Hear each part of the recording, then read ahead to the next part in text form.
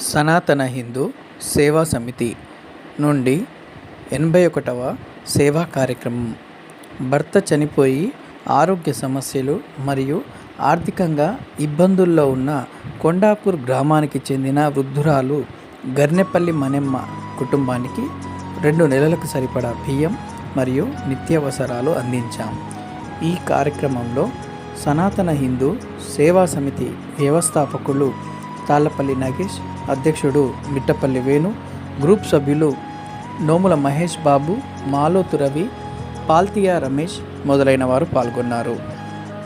మీరు కూడా మేము చేసే సేవా కార్యక్రమాల్లో భాగం అవ్వాలి అంటే మా సనాతన హిందూ సేవా సమితి గ్రూపులో చేరి ప్రతి నెల మీ స్తోమతను బట్టి 200, 300, 500, 1000 రూపాయల డొనేషన్ ఇవ్వచ్చు.